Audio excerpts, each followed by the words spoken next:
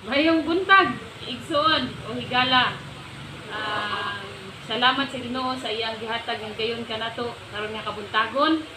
Ang ato ang isgutan karon nga kabuntagon ang ato kining titulan o ikaw ang hinungdan. You are the reason. Ikaw ang hinungdan sa Bisaya ka. In Isaiah 53, ingon siya diana, verse 3 to 8, gitamay nato siya o gisalikway, nakasinati siya mga kagulanan o mga pagantos, gani walay mutan-aw kaniya, wala nato siya tagda o gipakawalay bili lamang. Apan giantos niya ang mga kasakitan nga kita untay angay magantos o gipas-an ang atong mga alantuson. Nagtuo kita nga ang iyang pagantos silot kaniya sa Dios. Gani gisamaran siya tungod sa atong mga sala, napango siya tungod sa atong pagkadautan. Giantos niya ang kastigo nga maoy nakaluwas kanato, og pinaagi sa iyahang mga labod na ngaayo kita. Kitang tanan sama sa mga karnero nga nasalaag o wala musubay sa hustong galan. Apan siya'y gidakdakan sa Ginoo sa tanantang kasalanan. Bisa gidaog-daog siya o gipaantos, pag-ayo, nagpakahilom lamang siya. Sama sa nating karnero nga gidala ngadto sa ihawan, ug sama sa karnero atubangan sa mualot kaniya, wala gayud siya'y timik. Gidala siya nga hinikawan sa hustisya ug walay nanumbaling sa iyahang gidangatan. Gihunusan siya sa iyahang kinabuhi tungod sa kalapasan sa akong katawhan. Giandaman siya lubnganan tipon sa mga kriminal, gilubong siya uban sa usa ka dato, bisag wala siya makabuhat og dautan o makasultig baka. Let us pray. Most gracious Heavenly Father, we give you thanks for this word that you have given unto us. We pray, Lord, ikaw magapanalangin niini, ikaw magatihog niini, Lord, sa mga mamati niini, ikaw pasabot niini, Lord, pinaagi sa imong balaang espiritu, ikaw sa magapanalangin sa imong servant, ikaw magadihog. Salamat ugad sa imong pagpanalangin sa matag usa karon nga kahaponon, sa matag namati, sa matag naminaw. Salamat sa imong pagkabot kanila ug salamat sa imong pagpasabot kanila, Lord, pagpanghikap sa ilang matag usa ka kasing-kasing. Salamat, Lord, sa imong paghanay ug pagpasabot niini sa matag usa, Lord. Dalaygon ka sa walay katapusan. Salamat sa imong mga pulong nga imong ipadayag. In Jesus' name we pray. Amen. So ikaw ang hinungdan, igsoon. Ikaw, ako, itang tanan ang hinungdan, ang matag usa mao hinungdan nganong nganong nahimo siyang gi daog-daog, gi salikway, gipaantos, no, nahimo siyang gisakit, ang tanan, no, gipas-an niya ang tanan ng mga alantuson tungod nimo igsoon. Ikaw ang hinungdan tungod kay gihigugma kaniya pag-ayo, gihigugma ta pag-ayo sa Dios, gihigugma ka pag-ayo sa Dios, no. Ang imong kinabuhi gipakamatyan ni Ginoong Hesus. Ikaw ang hinungdan nganong minaog siya sa cross, ikaw ang hinungdan nganong minaog siya sa langit ug nagpakatao, ikaw ang hinungdan nganong gihatag niya ang iyang kinabuhi tungod kay gihigugma kaniya pag-ayo, gihigugma taniya pag-ayo igsoon, gihigugma kaniya pag-ayo. Ikaw ang hinungdan. You are the reason why He died on the cross. You are the reason why He suffered. You are the reason why He gave His life, because He loves you so much. Gihigugma kaniya pag-ayo, gihigugma ko niya pag-ayo, gihigugma kaniya pag-ayo, gihigugma kaniya pag-ayo igsoon. Giagwanta niya ang tanan, no, gitamay siya, gisalikway, gipaantos, gisamaran siya, napango siya igsoon, no, giantos niya ang tanan, ang mga kastigo iyang giantos because He loves you so much. Gihigugma kaniya pag-ayo, gihigugma kaniya pag-ayo. Iyang gihatag ang iyang kinabuhi, gihatag ang iyang kinabuhi, iyang gihatag alang kanato, alang kanimo, alang sa atong kaluwasan, to give, to get us back aron makuha ta niya balik no gikan sa kaaway. Tungod kay gihigugma kaniya pag-ayo. Wala niya igsapayan, no? Ang mga pagdaog-daog kaniya, ang mga pag-diay kaniya, ang mga pagtamay kaniya, ang mga paghikaw kaniya sa hustisya, no, ang tanan, no, ang mga pagpaantos kaniya pag-ayo igsoon, wala to niya igsapayan tungod kay ikaw ang hinungdan, tungod kay gihigugma kaniya pag-ayo.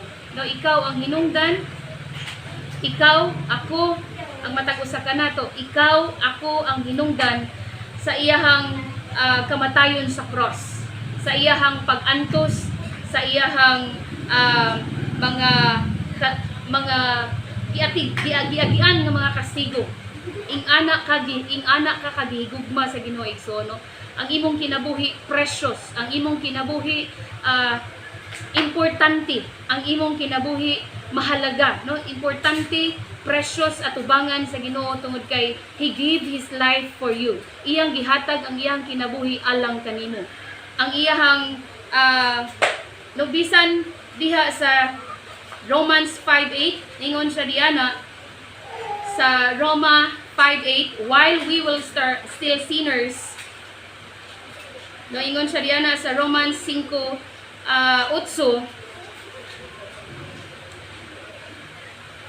apan gipakita sa Dios kanato ang gidak-on sa iyahang paghigugma kanato, kaysa makasasala pa kita, nagpakamatay si Kristo alang kanato. No, ingon siya na, but God showed His great love for us by sending Christ to die for us while we were still sinners. So while we were still sinners, Christ died for you, no? Samtang sa dihang makasasala pa kita, no, iyang gihatag ang iyang kinabuhi. No, gipakita sa Dios kanato ang gidak-on sa iyang paghigugma kanato. Gipakita sa Dios kanimo kanato, no, gipakita sa Dios kanato ang gidak-on sa iyang gugma, no, ang gidak-on sa iyang paghigugma kanato, kaysa makasasala pa kita, nagpakamatay si Kristo. No, so He gave His life, nagpakamatay siya alang kanimo. Importante ang imong kinabuhi, ing anak ka valuable ang imong kinabuhi igsoon. Unsa man ang imong status sa kinabuhi, unsa man ang imong sitwasyon, unsa man ang imong kahimtang, unsa man ang imong status, maadunahan man ka or unsa may naara nimo karon, unsa man nga trabaho naa ka, igsuon importante ka, higala importante ka atubangan sa Dios tungod kay He gave His life for you. Gihatag niya ang kinabuhi niya alang kanimo. Gipakamatyan kaniya. Apil ka sa iyang gipakamatyan. Apil ka sa iyang gihatagan sa iyang kinabuhi. Apil ka sa iyang antusan. Apil ka sa iyang gihatagan sa iyang hamili nga dugo. Gipaagasan sa iyang hamili nga dugo. Apil ka unsa man ang imong sitwasyon, unsa man ang imong kahimtang, unsa man ang imong status sa kinabuhi, apil ka sa iyahang paagasan sa iyang hamili nga dugo igsoon. Apil ka, no, apil ka tungod kay gihigugma kaniya pag-ayo. So He gave His life. Ing anak kadako ang iyang gugma kanimo, ing anak kadako ang iyang pagtan-aw nimo, ing anak ka importante niya tungod kay ang iya gayong kinabuhi mo iyang gihatag kanimo, ang iyang hamili nga dugo mo iyang gipaawas ngadto sa cross, no? Diha sa Philippians 2 ingon siya diana sa Philippus or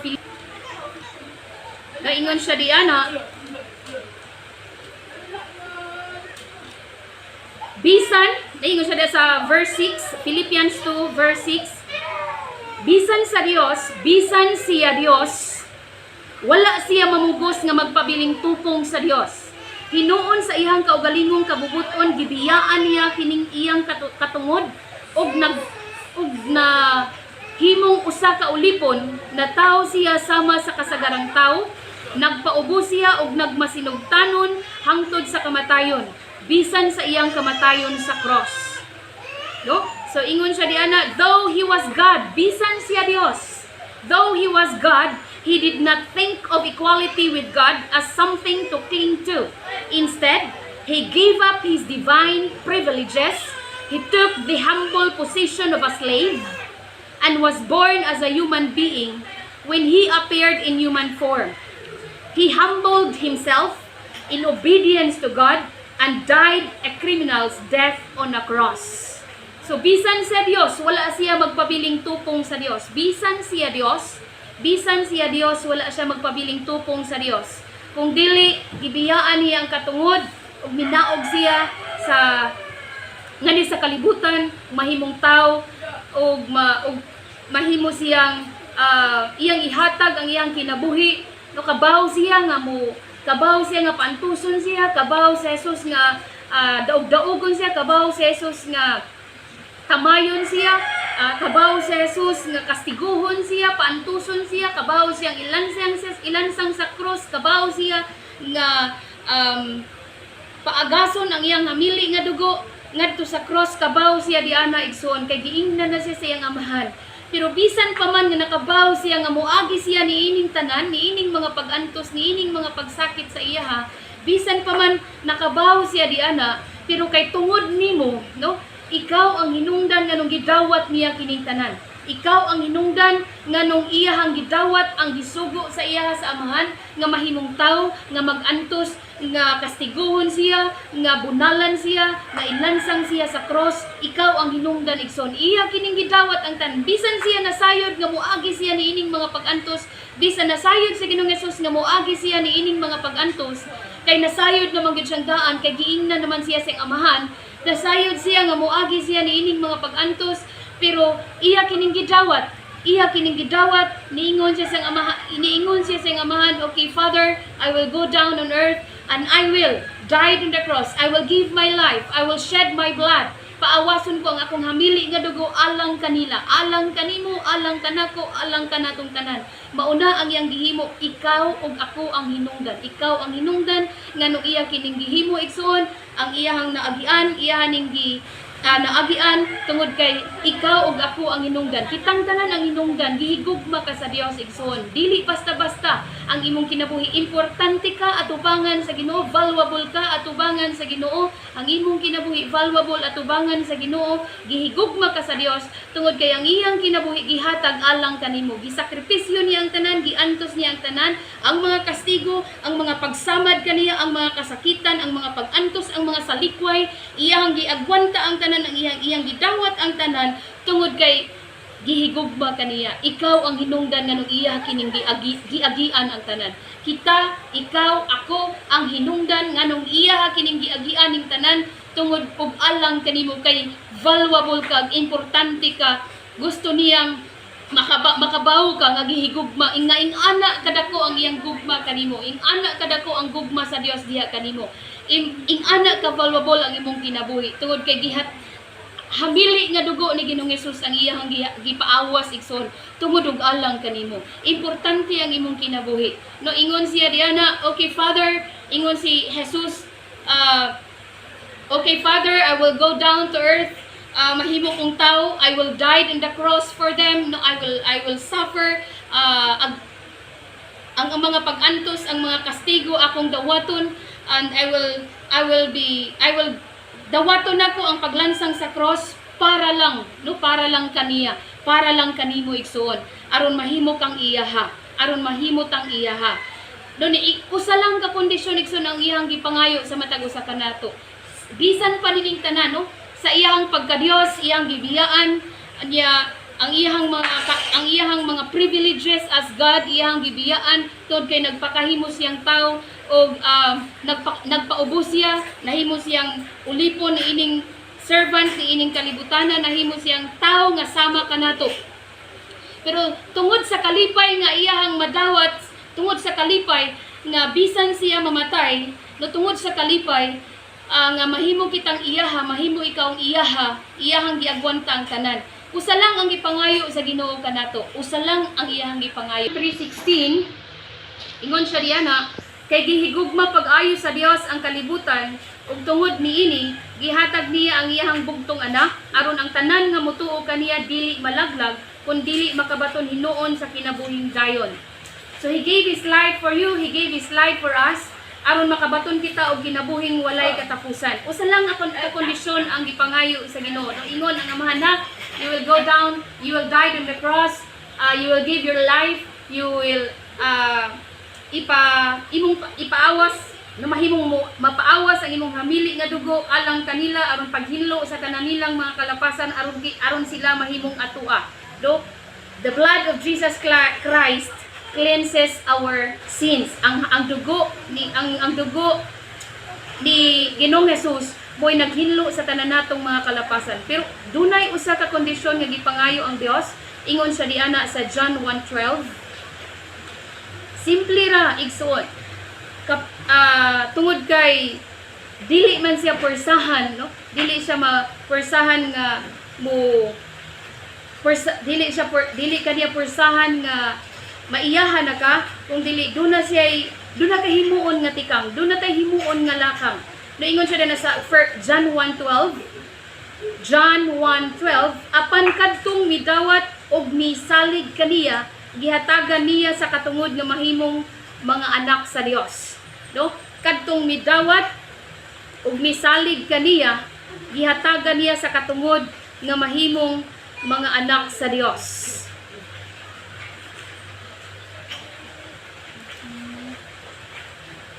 But to all who believed in Him and accepted Him, He gave the right to become the children of God. He gave the right to become the children of God. Si bisan kinsa, no? All who accepted Him, all who believed in Him and accepted Him, He gave the right to become the children of God. If you believe in Jesus Christ and if you accepted Him in your life, you will become His children, or you will become His child. No, mahimo kang iyahang anak igsoon as long as imong ipadayag nga mituo kaniya og imo siyang dawaton sa imong kinabuhi, you become His son or daughter. Mahimo kang iyang anak, no igsoon. So, simple lang ang gipangayo sa Ginoo. Ibungat lang nimo diha sa Romans 10:9, Roma 10:9. Naingon siya diya na maluwas ka kung ipahayag mo nga sa Jesus mao ang Ginoo ug kinasingkasing mutuo ka nga gibanhaw siya sa Dios. So imong ipahayag. So kinahanglan importante igsuon ang confession.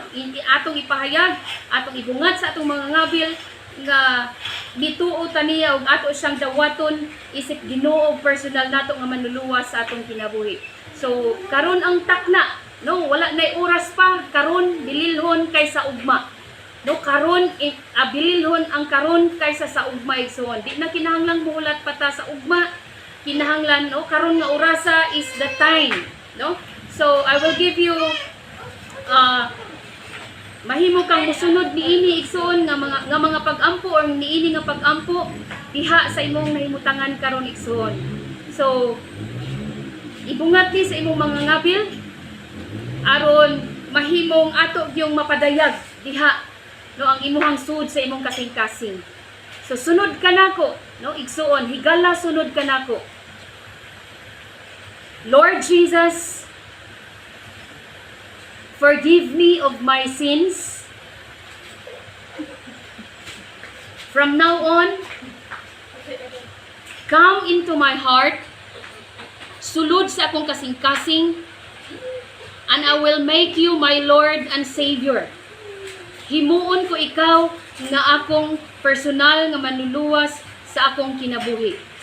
Sukad karon, ikaw na ang mudumala sa akong kinabuhi, ug salamat sa imong paglista sa akong pangalan sa libro sa kinabuhi. Amen. Congratulations, and you are now a certified son of God and daughter of God. Usa ka sa gitawag nga anak sa Dios igsoon. God bless.